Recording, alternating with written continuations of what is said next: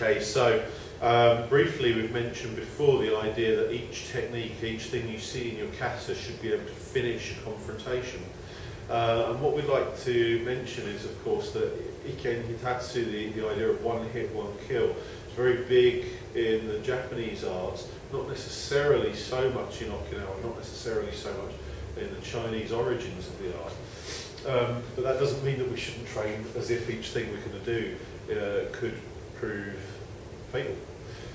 So we've got to be careful in training, obviously. What we need to do is to blend the idea that I should practice each thing as if it can stop with the idea that each thing we do should be able to lead on to something else.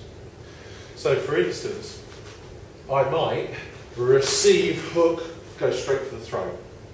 And that will give me my pressing block and my nukite, my spear hand strike.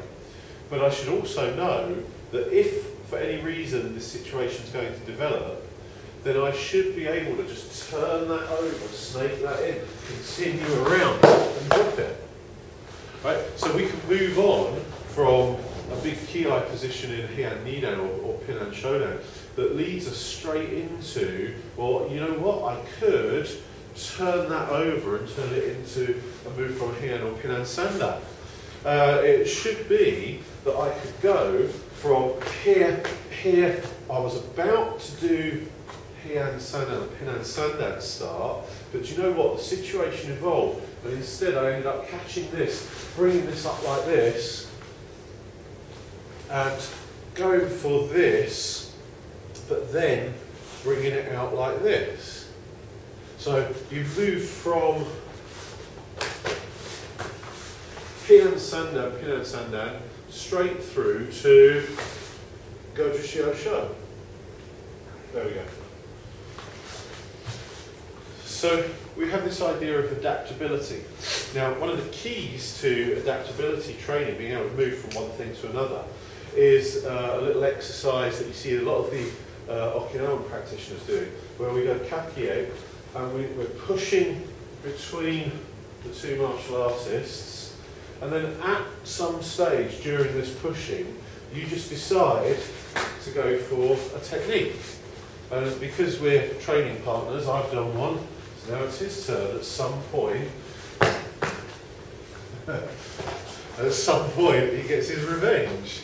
Okay, so this idea that we just work backwards and forwards and then bring in a different layer during movement, and we're practicing here so that the camera can see, but this movement might take us around in all kinds of directions. It might be that it just pins that as the other hand and then comes up under here. And then you've got one of the flow drills like Hanshin McCarthy teaches to work with, and then you turn that into other moves and you graft them together.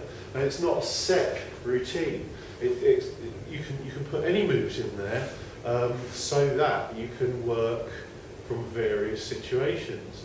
And as long as we're working carefully, there's no reason why you can't do this one and then he moves on from there, he'll check it, grab it, move on to doing something else, and it brings me low, and then I say, do you know what, if I survive this, then I might well change to doing something else, working it differently, and coming in with something else, and then he'd change to doing something different. You can make that as protracted and long as you like, or you can come back to checking that initial irimi again and working on something different from there.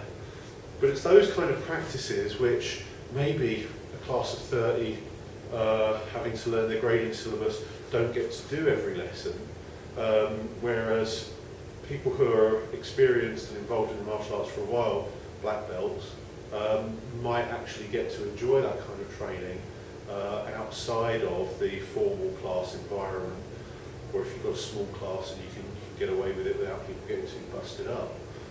So, you know, it's a case of using the training to get to an end result, both one shot, one kill, and adaptability and flow.